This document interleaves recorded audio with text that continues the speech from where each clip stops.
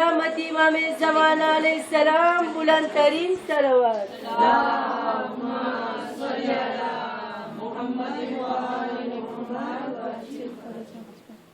برائے خوشنودی امام زمان علیہ السلام پر بلند سے بلند تر صلوات. اللهم صل على محمد وآل محمد. برائے خوشنودی علی اولاد علی علیہ السلام پر ایک دفعہ اور بلند سے بلند تر صلوات. اللهم صل على محمد وآل محمد.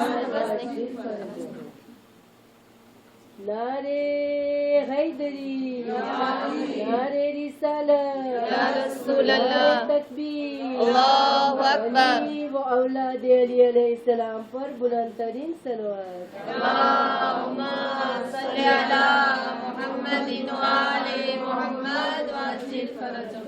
سورہ فاتحہ.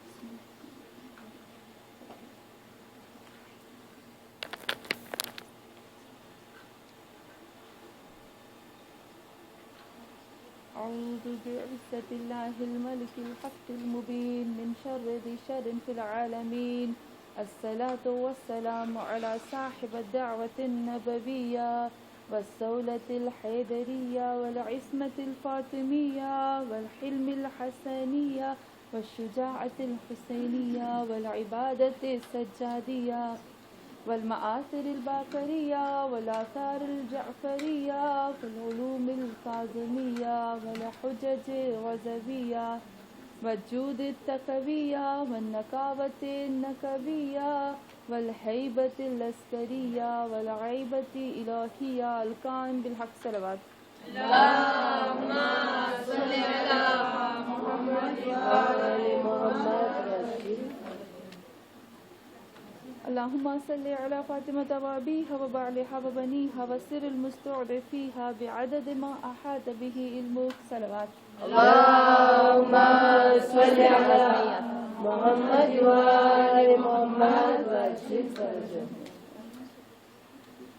اللهم صل على محمد وآل محمد وعجل فرجهم. اللهم صل على محمد وآل محمد وعجل فرجهم. أما بعد فقد قال الله تبارك وتعالى في قرآن مجيد حنفاء لله غير مشركين به ومن يشرك بالله فكأنما خر من السماء فتخطفه الطير أو تهوي الرياح في مكان سحيق. صلوات. اللهم صل على محمد وآل محمد وعجل فرجهم. ہاں مومنات، سورہ حج کی آیت نمبر 31 میں 31 میں پروردگار عالم ارشاد فرماتا ہے، خدا کیا کہتا ہے؟ برائے خوشنودی امام زمان علیہ السلام بلند سے بلند تر صلوات. اللهم صل على محمد وآل محمد وعجل فرجهم اجمعین. سورہ حج کی آیت نمبر 31 میں رب العزت ارشاد فرماتا ہے حنفاء للہ مشرکین، یعنی خداوند عالم. آگے پیچھے ہم جب دیکھتے ہیں سورہ حج میں تو پروردگار عالم اتنی ہمیں کہتا ہے فَاجْتَنِبُوا الرِّجْسَ مِنَ الْأَوْثَانِ فَاجْتَنِبُوا الْقَوْلَ مِنَ الزُّورِ. اے لوگو بتوں سے دوری کرو، اے لوگو بتوں سے دور ہو جاؤ، بری چیزوں سے دور ہو جاؤ، وہ چیز جو آپ کو اللہ سے دور کرتی ہے اس سے دور ہو جا. یہ اللہ بیان کر کے اور بیچ میں آ کر ایک ایسی آیت خداوند عالم بیان کرتا ہے کہ واقعا اگر اس آیت کو ہم سمجھ لینا تو صحیح معنی میں ہم توحید کو سمجھ لیں گے، صحیح معنی میں ہمارا دین کیا ہے، ہمارا اسلام کیا ہے اور اس کی جڑ اور بنیاد کیا ہے ہم سب سمجھ لیں گے. خدا کیا کہتا ہے اس آیت میں؟ خدا کہتا ہے حنفاء للہ غیر مشرکین، وہ لوگ جو صرف اور صرف اللہ کے لیے ہوتے ہیں. یعنی لوگوں کو چاہیے کہ ان کو حق اور باطل کا پتہ ہونا چاہیے، ان کو پیور ہونا چاہیے، خالص ہونا چاہیے اللہ کے لیے. غیر مشرکین، اللہ کے اندر کسی کو شریک قرار نہیں دینا چاہیے.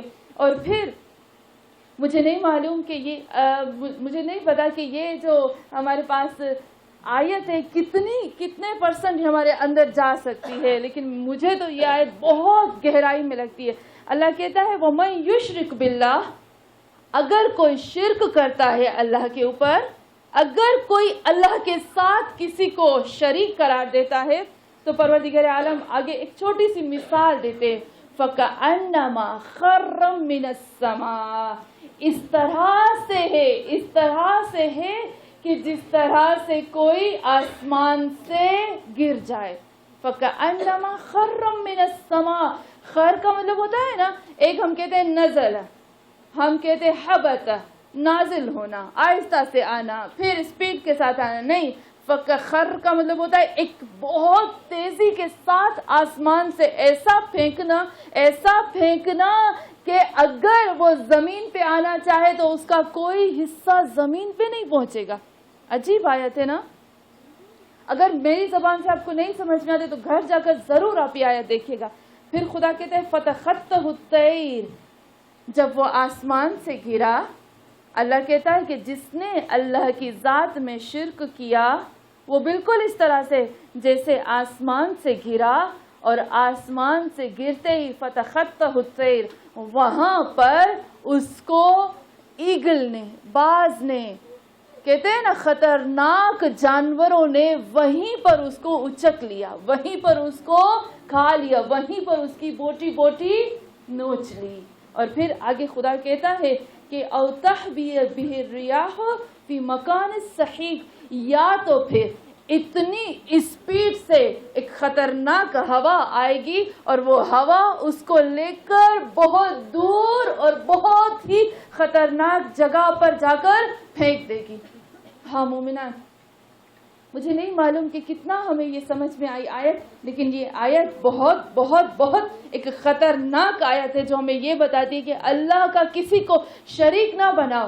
اور افسوس، ہم کہتے ہیں کہ افسوس، ہم توحید کو چھوڑ دیتے ہیں، ہم اللہ کی ذات کو، باقی سارے ہم ٹاپک لے لیتے ہیں نا، ہمیں سب چیزیں ہمیں مل جاتی ہیں، لیکن ہمیں توحید نہیں ملتی، ہمیں اللہ کا نہیں پتا ہوتا، ہم اللہ کی طرف جانا بھی نہیں چاہتے ہیں. کیوں؟ کیونکہ ہم سمجھتے کہ یہ ہمارے لیے بہت مہم نہیں ہے، ہمارے لیے خاص نہیں ہے، ہمارے لیے خاص جو ہے وہ دوسری چیزیں ہیں. لیکن خدا کہتا ہے کہ سب سے انسان کی زندگی کا جو سب سے خاص مقصد ہے وہ ہے اللہ، توحید، اور اللہ کے ساتھ کسی کو شریک قرار نہ دینا. ہاں مومنات، اور اگر ابھی چھوٹی سی مثال جو ہے پھر سے ریپیٹ کرتی ہوں اس آیت کو، خدا کہتا ہے کہ کوئی اگر میرے ساتھ کسی کو شریک قرار دیتا ہے تو اس کی مثال ایسا ہے کہ جیسے آسمان سے گرے. آسمان اور زمین میں کتنا فرق ہے، کتنا فاصلہ ہے آسمان اور زمین میں، کتنا فاصلہ ہے، کتنا فاصلہ ہے آسمان اور زمین میں، بہت زیادہ، بہت زیادہ. ہم نہیں پہنچ سکتے آسمان تک. کہہ سکتے نا آسمان کے بیچ میں سورج ہے نا، آسمان کے بیچ میں چاند ہے نا، آسمان کے بیچ میں سارے پلانٹ ہوتے ہیں نا، سب آسمان کے بیچ میں ہوتے ہیں، کوئی آسمان تک نہیں ہوتا. ابھی ناسا والوں نے کوشش کی کہ وہ پہلے آسمان تک پہنچنا چاہے، لیکن وہ آسمان تک پہنچ نہیں پائے تھے. دیکھا کہ کچھ شوٹنگ اسٹار تھے، ان کو مارا اور وہ ایک حد تک گئے اور ایک لمٹ جو تھی وہ پار نہیں کر سکے. کیوں؟ کیونکہ آسمان کی حد جو ہوتی ہے وہ لمٹ سے پار ہوتی ہے. اللہ کہتا ہے کہ جتنی بھی میزر ہے اس سے بہت آگے اگر تم کو کوئی اوپر سے پھینکے، اگر کوئی مجھ سے، میرے جسم میں میرے ساتھ کسی کو شریک قرار دے گا، وہ بالکل اسی طریقے سے آسمان سے گرا، وہیں پر اڑتے ہوئے جانوروں نے اس کو نوچ کر کھا لیا، یا تیز ہوا نے اس کو کہیں ایسی جگہ پر پھینک دیا جہاں پر اس کے جسم کا کوئی حصہ بھی نہیں مل سکتا. صحیح ایک خطرناک جگہ کو کہا جاتا ہے. تو ہم مومنان، ہم مسلمانوں کے لیے سب سے بڑی جو بات ہے، وہ سب سے پہلی بات اور بڑی بات اللہ کو پہچاننا ہے. لیکن ہم اللہ کو کیسے پہچان سکتے ہیں؟ ہم کہتے ہیں نا کل ہو، اللہ تو ہو ہے. برائے خوشنودی امام زمان علیہ السلام بلند سے بلند تر صلوات.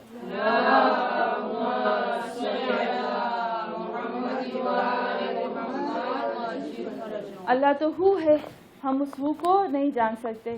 جیسے کل بھی میں نے کہا کہ ہو وہ ہے، ہو میں جو واو ہے وہ ہے پروناؤن، لیکن جو ہا ہے وہ پروناؤن نہیں ہے. وہ ہا ہے کہ اللہ ہمیں توجہ دلا رہا ہے. کیسے کہتے ہیں نا، دماغ پہ مار مار کر کہتا ہے جاگو جاگو جاگو، یہ دیکھو یہ چیز ہے، یہ چیز ہے. تو یہاں پر ہو ایک ایسی ذات جو ہمارے قریب ہے. ہم کہتے ہیں کہ وہ ہمارے قریب ہوتے ہوئے بھی ہم سے دور ہے.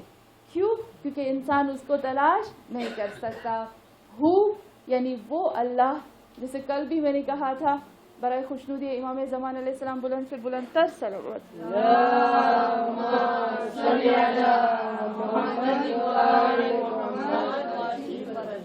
ایک ایسی ذات جو ہمارے ساتھ ہے، ہمارے پاس ہے 24 گھنٹے، ہر وقت، ہر لحظے.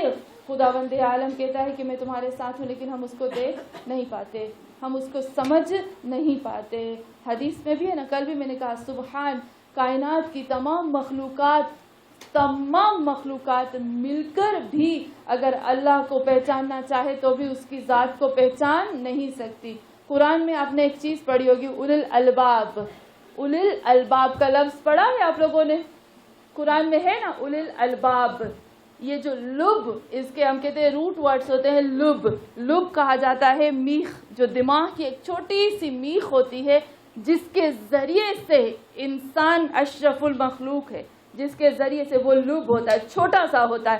اگر وہ دماغ سے لب کو نکال لیا جائے تو نہ عقل ہوتی ہے، نہ سوچ ہوتی ہے، انسان کے اندر کچھ نہیں ہوتا. پہلے بھی میں ایک دفعہ بیان کر چکی ہوں کہ ایک کبوتر کے دماغ میں سے اس کے لب کو نکال لیا گیا تھا، اس چھوٹی سی چیز کو نکال لیا گیا تھا. ڈاکٹروں نے دیکھا، سائنس نے تحقیق کی کہ اگر وہ لب نکل جائے تو کیا ہوتا ہے. تو کبوتر کے اندر کچھ سوچ سمجھ باقی نہیں رہی، وہ اڑتا جاتا یہاں تک کہ وہ خود گر پڑتا. اگر کھاتا تو کھاتا جاتا اس کو سمجھ نہیں. 2-3 دن کے اندر وہ مر گیا. کیوں؟ کیونکہ اس کے اندر لب نہیں تھا. انسان کے اندر لب ہوتا ہے، ہر مخلوق کے اندر وہ لب ہوتا ہے، اور لب جو ہوتا ہے انسان کو سوچنے پر مجبور کرتا ہے. خداوند عالم، ایک حدیث ہے ہمارے پاس کہ خدا کہتا ہے کہ اے لوگو، کائنات کی تمام مخلوق کا لب نکالو. کائنات کی تمام مخلوقات، میں نے کہا جو گزر چکی ہے، جو آنے والی ہے، جو رہنے والی ہے. جیسے کہ امام صادق علیہ السلام کی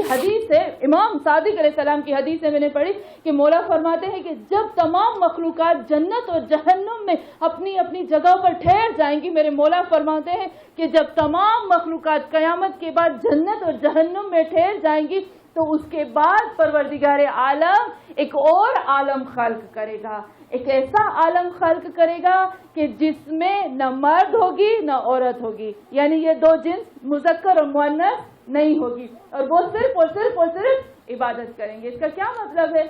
اس کا مطلب ہے کہ جڑ جو ہے وہ برائی کی، وہ مؤنث اور مذکر، میل اور فیمیل سے گناہ اور جھگڑے بڑھتے ہیں. تو میرے مولا فرماتے کہ خداوند عالم ایک ایسی مخلوق بنائے گا جو صرف اللہ کی عبادت کریں گے، جس میں مؤنث اور مذکر نہیں ہوگے. اللہ کہتا ہے کہ اس مخلوق کا بھی لب نکال لو، اس مخلوق کے بھی دماغ کو تم نکالو، ساری کائنات کے لب کو جمع کرو اور سب کو کہو کہ وہ اللہ کے بارے میں سوچے. وہ سارا لب جو ہوتا ہے وہ سوچ کے جب اللہ کے بارے میں سوچے گا، پھر تھک جائے، پھر سوچے، پھر تھک جائے، اور آخر میں جب کہے کہ ہم اس کو نہیں پہچان پاتے ہیں، اس کو کہا جاتا ہے ہو. یہ ہے ہو. ہم کبھی بھی اللہ کی ذات تک نہیں پہنچ پاتے. انسان بہت لیمیٹڈ ہے. میں تھوڑا سا ریپیٹ کرتی ہوں، انسان بہت لیمیٹڈ ہے. ہم اپنے علم کو یا تو اپنے ظاہری سینس سے لیتے ہیں، یا تو ہم اپنے جو علم ہے اس کو باطنی سینس سے لیتے ہیں. ہمارا دماغ جو ہے، ابھی سائنس یہ کہتی ہے نا کہ انسان کا دماغ ایک فیکٹری کی طرح ہے. ایک فیکٹری ہے جہاں پر سارے سینس جمع ہوتے ہیں، جہاں سے سارے سینس نکلتے ہیں. تو یہاں یہ ایک انسان کا یہ دماغ ہی ہے جہاں سے وہ اللہ کے بارے میں سوچتا ہے. اور یہ دماغ بہت لمٹ ہے. جو سینس ہمارے ہیں، جو ظاہری ہے یا جو باطنی ہے، جو اس کو دیتے ہیں انفارمیشن، صرف اور صرف انسان اسی کو لے سکتا ہے. اس سے آگے پیچھے انسان نہیں جا سکتا. اسی علم پر، اسی سینس پر اگر اللہ کی وحی کی مہر لگ جاتی ہے تو انسان کامل بنتا ہے، تو انسان اشرف مخلوق بنتا ہے، ورنہ اشرف المخلوقات نہیں ہوتا. ہم سب کو پتا ہے کہ حضرت آدم کو پروردگار عالم نے تب سجدہ نہیں کروایا تھا جب خداوند عالم نے حضرت آدم کو خلق کیا، لیکن جب اللہ نے حضرت آدم کو علم دیا، آزمایا اور فرشتوں سے بہتر پایا، پھر اللہ نے اس علم کی وجہ سے، اس علم وحی کی وجہ سے پروردگار عالم نے حضرت آدم کو سجدہ کروایا. تو ہاں مومنان، ہم اللہ کو نہیں پہچان سکتے ہیں اپنے سینس کے ذریعے سے، اسی کو ہم کہتے ہیں وہ ہے ہو، اور ہو جو ہے وہ ہے اسم اعظم. ہم میں سے کس کس کے پاس اسم اعظم موجود ہے؟ ہمارے پاس ہے اسم اعظم؟ ہے ہمارے پاس اسم اعظم؟ برائے خوشنودی محمد اور آل محمد.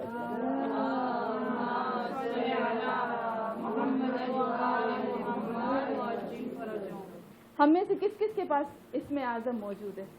سب کے پاس اسم اعظم موجود ہوتا ہے. حدیث میں ہے نا، اللہ نے ہر انسان کی قوت کے مطابق اسم اعظم بھیجے ہیں. انبیاء کے لیے اس سے بڑا، ہمارے لیے چھوٹا ہے، اس سے بڑا، اس سے بڑا، اس سے بڑا کر کے سب کے پاس اسم اعظم ہوتے ہیں. ایک شخص امام جعفر صادق علیہ السلام کے پاس آیا،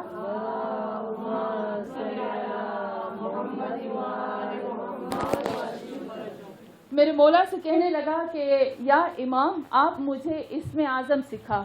مولا نے کہا اچھا میں تمہیں سکھا دوں، لیکن جاؤ پہلے جا کر غسل کر کے آؤ تو میں تمہیں اسم اعظم سکھاتا ہوں.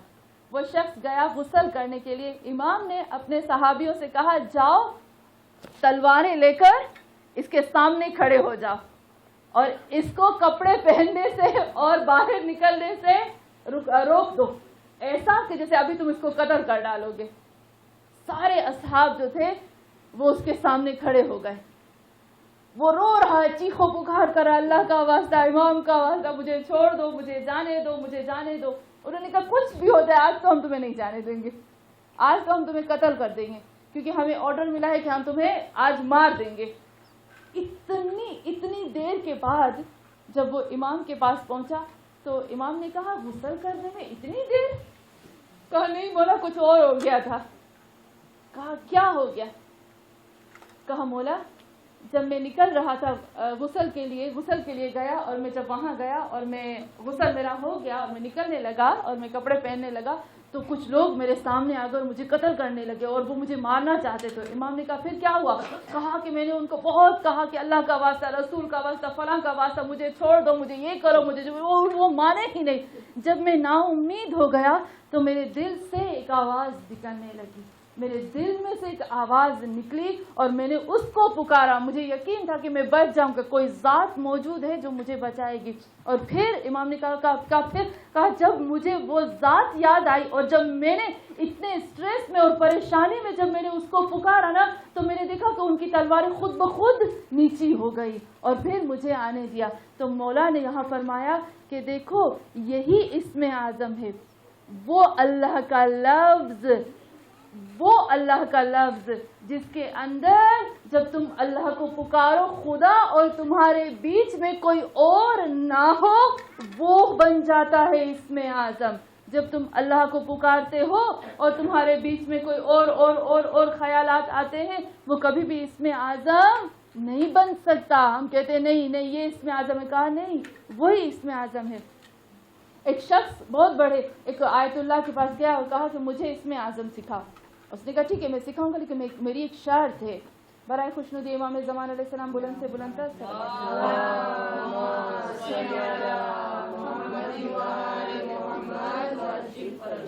اس نے کہا میری ایک شرط ہے.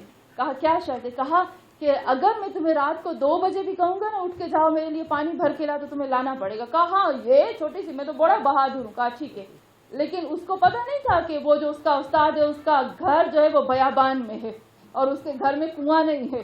جب وہ آیا استاد کے پاس تو استاد نے اس کو رات کو اٹھایا اٹھو مجھے بہت سخت پیاس لگی ہے میرے لیے پانی بھر کے لاؤ. اس نے کہا کہاں سے؟ کہا تم جاؤ گے اتنے 100 کلومیٹر جو ہے دوری پر ایک کنواں ہے وہاں تم پانی بھرو گے اور وہاں سے آؤ گے. اب شرط تھی اس کو کرنا تو پڑے گا نا. اس نے کہا کیا کروں؟ اس نے کہا جاؤ مجھے بہت سخت پیاس لگی.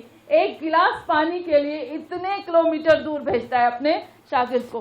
کہا میری شرط یہ ہے اگر تم میرے لیے پانی لاؤ گے تو تمہیں اسم اعظم صبح تک میں سکھا دوں گا، اگر نہیں لاؤ گے تو پھر تم واپس چلے جانا. اس نے کہا اچھا ٹھیک ہے. وہ جب جاتا ہے پانی بھرنے کے لیے تو جب وہ لوٹتا ہے تو بہت دیر سے لوٹتا ہے، بہت دیر ہو جاتی ہے جیسے صبح ہو جاتی ہے. تو استاد کہتا ہے کہ یہ تم پانی بھرنے گئے تھے یا کنواں کھودنے گئے تھے؟ تو اس نے کہا کہ میرے ساتھ ایک ٹریجڈی ہو گئی. اس نے کہا کہ میرے ساتھ ایک خطرناک واقعہ ہوگا. کہا کیا ہوا؟ کہا جب میں پانی بھر کر واپس آ رہا تھا تو میں نے دیکھا کہ ایک خطرناک شیر نے میرے اوپر حملہ کیا، اور میں جتنا میں بھاگتا تھا دوڑتا تھا، رات کا اندھیرا تھا اور میں نے دیکھا کوئی میری مدد کے لیے نہیں آ رہا تھا، اتنا وہ میرے پیچھے بھاگا، اتنا میرے پیچھے بھاگا، میں بے ہوش ہو گیا۔ جب میں ہوش میں آیا تو میں نے دیکھا کہ میں تو صحیح سالم ہوں، میرے پاس پانی بھی وہ صحیح سالم پڑا ہوا ہے، اور میں اٹھ کے یہاں پر آ گیا، لیکن مجھے نہیں معلوم کہ مجھے کس نے بچایا۔ تو اس وقت اس کے استاد نے کہا کہ جب تم نے شیر کو دیکھا اور جب تم نے دیکھا کہ ابھی وہ تمہارے اوپر حملہ کر رہا ہے تو تم نے کیا کیا؟ کہا میں نے کچھ نہیں کیا، صرف میں نے اپنے رب کو اس کے خاص جو بھی مجھے نام یاد تھا، بسم اللہ الرحمن الرحیم ہے یا هو اللہ ہے، میں نے اس کے ذریعے سے اس کو پکارا اور میں بے ہوش ہو گیا۔ اور پھر میں نے دیکھا کہ شیر تو پتہ نہیں کہاں چلا گیا۔ تو اس کے استاد نے کہا یہ جو تم نے سچے دل سے اپنے رب کو پکارا ہے، یعنی اس وقت وہ گھڑی ایسی تھی کہ اس گھڑی کے اندر اللہ اور تمہارے بیچ میں کوئی بھی نہیں تھا، اس لیے وہ تمہارے لیے اسم اعظم بن گیا۔ تو ہاں مومنان، یہ بہت بڑا اسم اعظم ہے، بہت بڑا، اور اگر ہم اس کو صاف پیور کر کے اللہ کو پکارے تو بہت بڑا اسم اعظم ہوتا ہے، اور اللہ کی معرفت ہم سب پر واجب ہوتی ہے۔ امام علی علیہ السلام کا خطبہ، میں وہی سوچتی ہوں کہ جو ہمارے مدرسے کی آنٹیاں ہیں، اگر ان کے لیے پاسبل ہو سکتا ہے کہ جیسے عقائد پڑھاتی ہیں اس کلاس میں مدرسے میں، اگر وہ آنٹیاں امام علی کے اس خطبے کے شروع کے الفاظ کو اگر اپنے بچوں کو، چھوٹے چھوٹے بچوں کو پڑھا دینا، تو مجھے لگتا ہے کہ ان کو توحید کا کوئی بھی پھر ان کے اندر توحید کی وہ نہیں ہوگی کہ ہمارا اللہ ایسا ہے، اللہ۔ اب اگر ہم ادھر ادھر سے پڑھاتے ہیں، میں خود اگر ایسے پڑھتی ہوں تو مجھے وہ ڈاؤٹ ہونا شروع ہو جاتا ہے، پتہ نہیں میرا اللہ کیسا ہے، پتہ نہیں میرا اللہ کیسا ہے، پھر بھی وہ خیالات جو آتے ہیں۔ لیکن جو پہلا خطبہ ہے مولا امیر المومنین علی علیہ السلام کا، وہ بہت بہترین خطبہ ہے۔ اب ہم میں سے کون کون وہ خطبہ سن سکتا ہے؟ کیونکہ ہے نیز البلاغہ۔ شروع کروں میں خطبہ؟ سب راضی ہے؟ الحمدللہ۔ تو برائے خوشنودی مولا علی علیہ السلام ایک بلند تر صلوات۔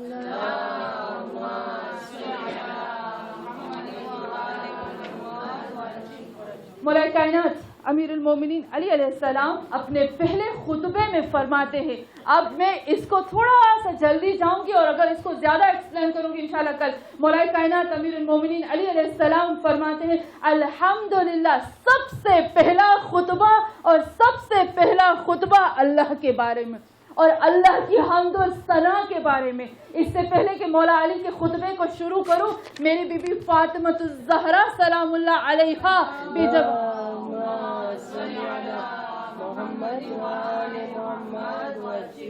بی بی فاطمۃ الزہرا بھی جب مسجد میں گئی تھی نا، اپنا حق نہ ملا تھا، اور جب بی بی مسجد میں گئی تھی اور جب بی بی نے خطبہ دیا تھا، وہ بہت لمبا خطبہ ہے، اور بی بی کے وہ خطبہ تھا جس کے بارے میں کہتے ہیں کہ 25 سال کے بعد علی علیہ السلام نے اس کے بعد وہ خطبہ دیا، اس کے مقابلے کا خطبہ دیا۔ تو ہاں مومنان، میری بی بی نے بھی جب شروع کیا نا، وہ فاطمۃ الزہرا ہمیں بتاتی ہے کہ ایک عورت کو سب سے پہلے اپنے اللہ کی معرفت ہونی چاہیے۔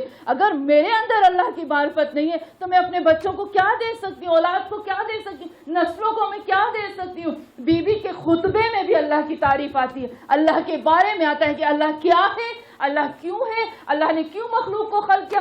بالکل اسی طریقے سے مولا کائنات امیر المومنین علی علیہ السلام فرماتے ہیں کہ الحمدللہ الذی لا یبلغ مدحتہ القائلون۔ اللہ میرے مولا فرماتے ہیں کہ ہم تعریف سب اللہ کے لیے، میں یہاں سے جلدی جاؤں گی کیونکہ یہ میرا ٹاپک نہیں ہے، سب تعریف اللہ کے لیے جس کی حمد، جس کی ثنا تک کوئی مخلوق پہنچ نہیں سکتی ہے۔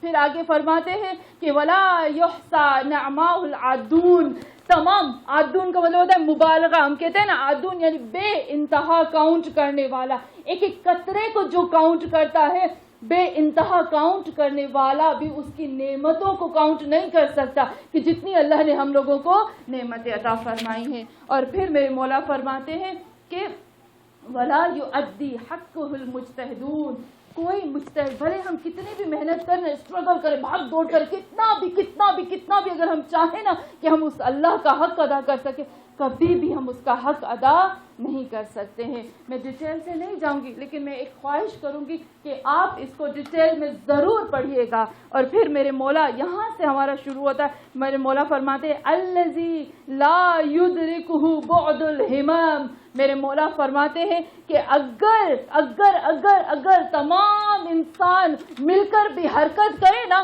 موومنٹ کرے اور بھاگ کے جائے تاکہ اس ذات کو درک کر سکے، لا یدرکہ بعد الہمم، کتنی بھی حرکت کر کے کتنا بھی تم آگے چلے جاؤ لیکن کبھی بھی اپنے اللہ کی ذات کو سمجھ نہیں پاؤ گے. پھر کہتے ہیں ولا ینال غوث الفتن، کہتے ہیں کہ کبھی بھی جو فتن کا مطلب ہوتا ہے، اگر جیسے غوثہ یعنی پانی میں ڈبکی لگانا، کتنا بھی تم گہرائی میں چلے جاؤ لیکن اپنے اللہ کی ذات کو کبھی بھی تم سمجھ نہیں سکتے، اس کی ذات تک کبھی بھی تم نہیں پہنچ پاتے.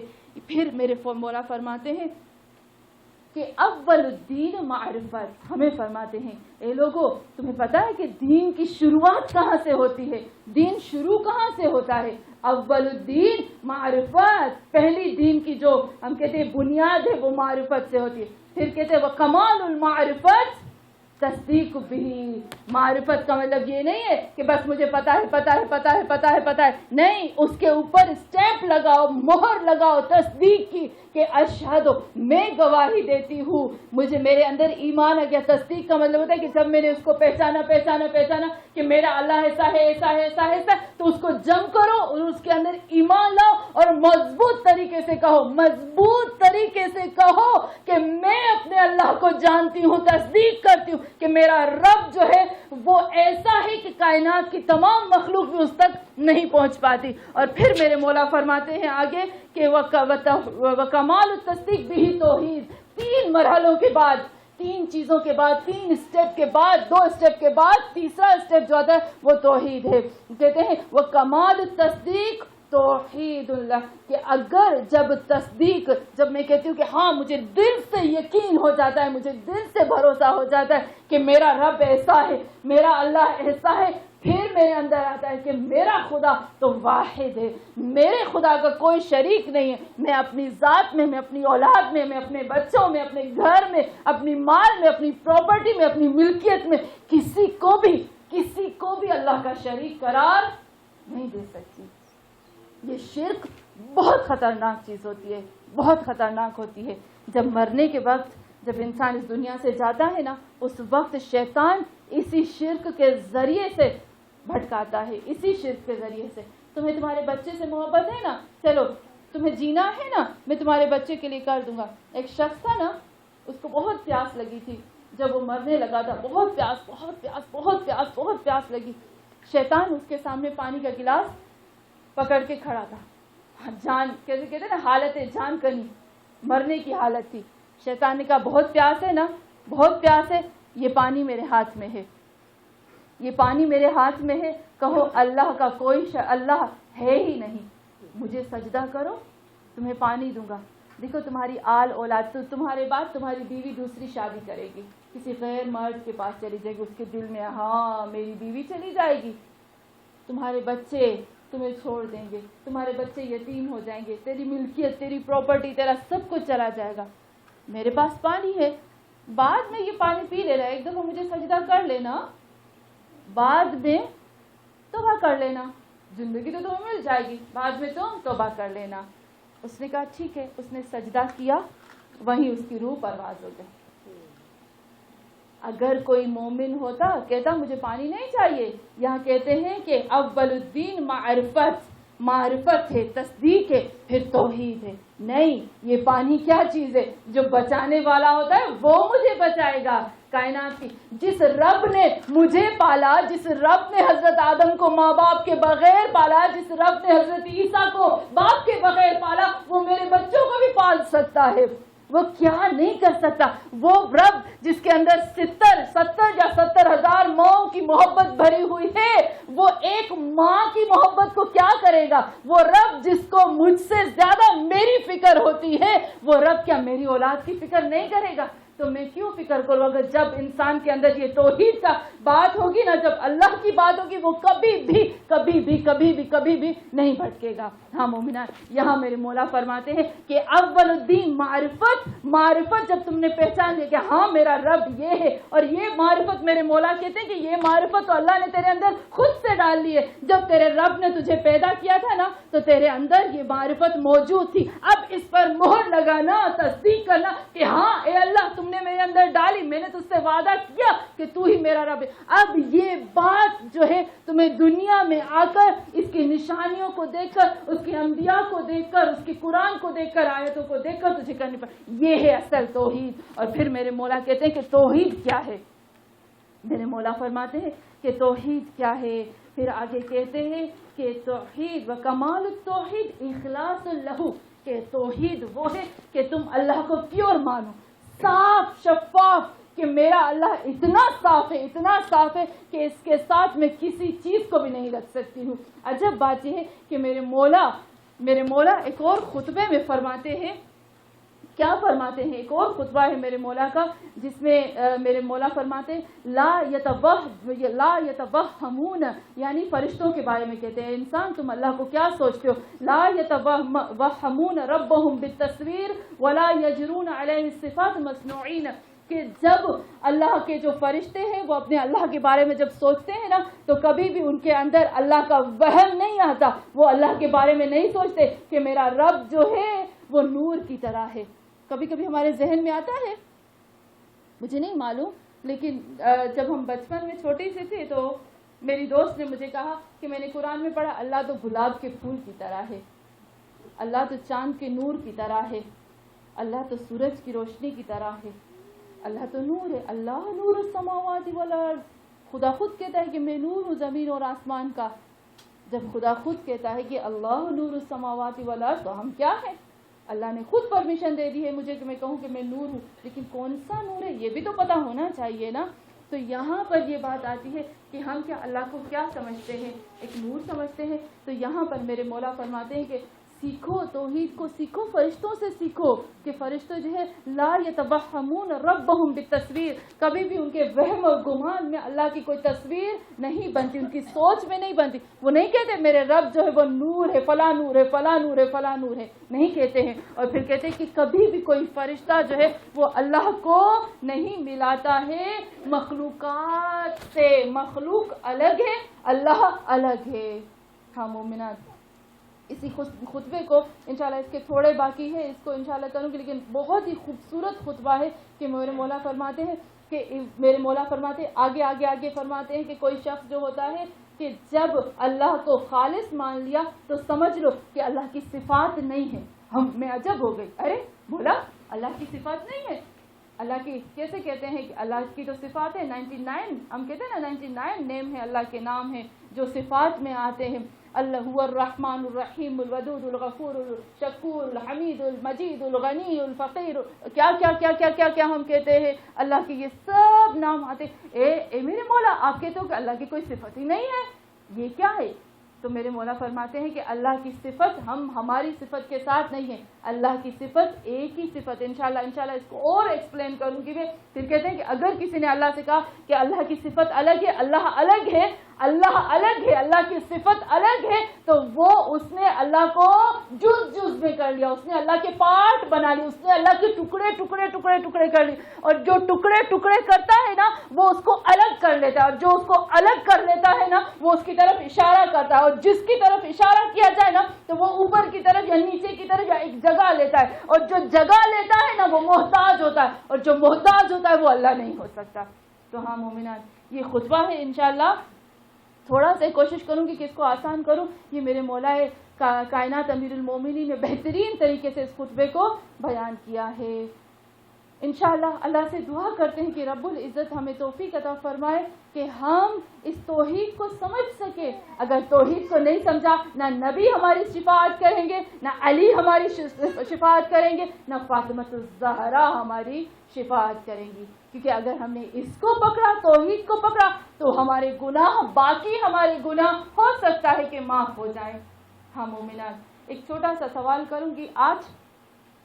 آج محرم کو صبح کو کتنے بجے ہوگا ہمارا یہ درس؟ 8 بجے ہوگا. 8 بجے شروع ہو جائے گا انشاءاللہ. 8 بجے ہمارا 8 محرم کو ہمارا مجلس جو ہے وہ شروع ہو جائے گی انشاءاللہ. اگر آپ آ سکتے ہو جلدی تو آپ آ جائے گا، کیونکہ یہ ایسا ٹاپک ہے کہ مجھے نہیں معلوم کہ پھر ہم نے اس کا نصیب ہو یا نہ ہو. ایک تو یہ بات کہ اگر ہم آئے 8 بجے تو ہمیں کچھ مل پائے گا، اگر ہم نہیں آئے تو ہمارا رہ جائے گا، اور زندگی کا کچھ پتہ نہیں ہے کہ کب پھر دوبارہ ہمیں وہ چیز نصیب ہو یا نہ ہو. برائے خوشنود امام زمان علیہ السلام بلند سے بلند تر صلوات.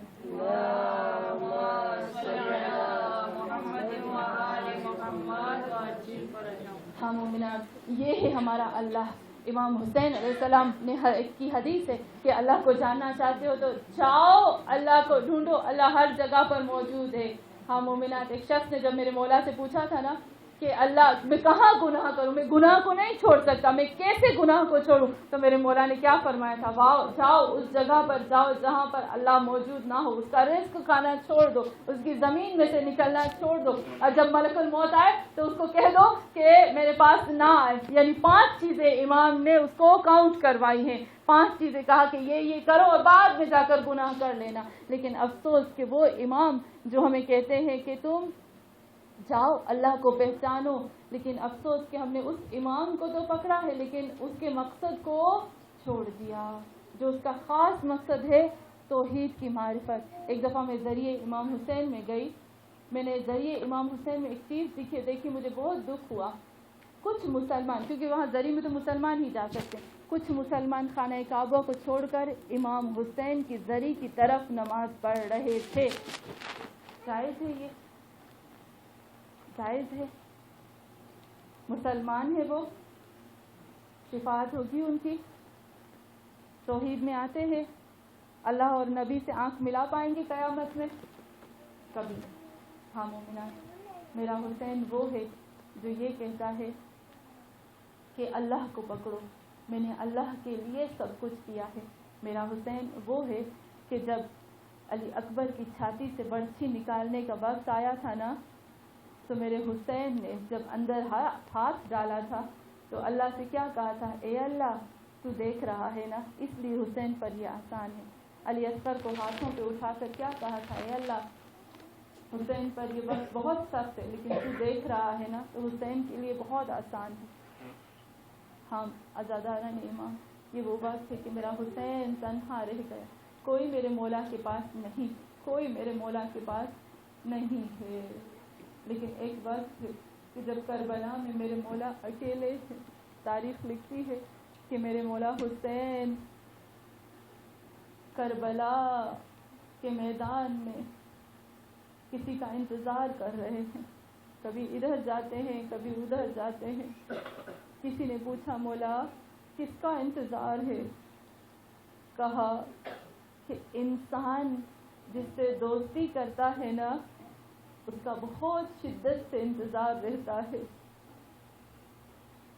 ہم مومنات، میرے مولا کہتے ہیں کہ دوست کا انتظار ہے. ارے وہ کون سا دوست جس کو حبیب کہا جاتا ہے. تاریخ لکھتی ہے کہ جب حبیب آئے نا تو میرے مولا بہت خوش ہوئے، لیکن خیمے سے ایک آواز آئی کہ اب تو زینب بھی بہت خوش ہوئی. کیوں؟ کیونکہ میرے حسین کا دوست آ گیا. ارے زینب نے کیا کہا جب حبیب آئے نا؟ تو زینب نے کہا جاؤ حبیب سے کہو کہ حبیب زینب کا سلام ہو اور آپ کا شکریہ کہ میرے بھائی کو تنہا نہ چھوڑا. ارے جب حبیب کو پتا چلا نا کہ زینب نے اس طرح سے کہا ہے، حبیب زمین پر بیٹھ گیا. کہا یا اللہ، ارے خاک اٹھائی سر میں ڈالی، کہا یا اللہ یہ محمد اور آل محمد پہ وقت آ گیا، فاطمہ کی بیٹی پہ ایسا وقت آ گیا کہ وہ حبیب کو کہتی ہے حبیب سلام ہو میرا. میں کہوں گی حبیب، میں کہوں گی حبیب، ابھی تو آپ کو نہیں معلوم کہ زینب کو شرابیوں کے دربار میں بھی آنا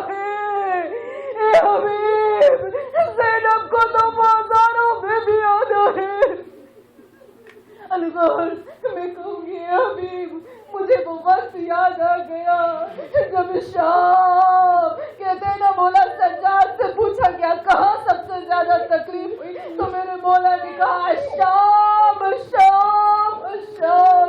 مجھے سب سے زیادہ تکلیف شام میں ہوئی. میں کہوں کہ کیوں بولا؟ کہا مجھے کہیں گے اس لیے کہ جب یزید نے ہم کو باہر کھڑا کیا، اپنے دربار کو سجائے، لوگوں کو بلایا، تو یزید نے کیا کہا؟ ارے کہو جتنی کنیزیں ہیں ان کو آزاد کر دو، کنیزوں کو، جتنی کنیزیں ہیں ان کو آزاد کرو. ارے جو فاطمہ الزہرا کی بیٹیاں ہیں ان کو رسی سے باندھ کر میری دربار میں لے آؤ. على لعنة الله على قوم الظالمين أولهم ومن آخرهم آمين يا رب العالمين. تقبل منا إنك أنت السميع العليم. پروردگار یا اللہ ہماری چھوٹی سی عبادت کو تا قیامت ہمارے لیے محفوظ فرما. پاس پروردگار خدایا ہمارے گناہ کبیرہ اور صغیرہ کو معاف فرما.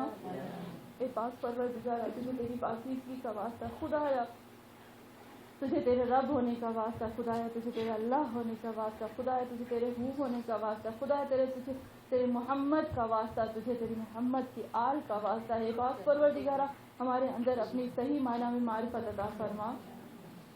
یا اللہ ہمارے امام مہدی آخر زمان کا ظہور جلد